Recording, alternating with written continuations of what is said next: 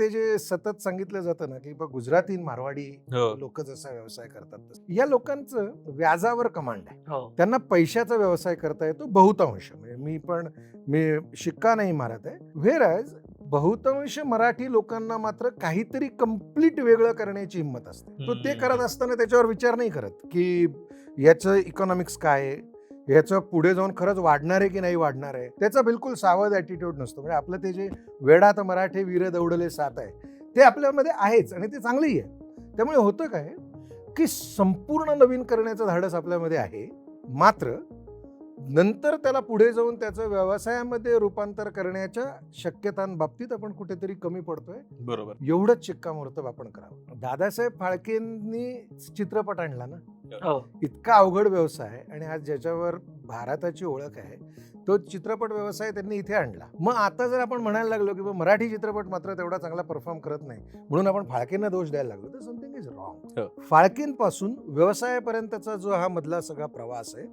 या प्रवासाच्या दिशेने जसं सर म्हणाले तसं की सगळं मेंटॉरिंग, सगळी व्यवस्था ही आपल्याला न्यावी लागते.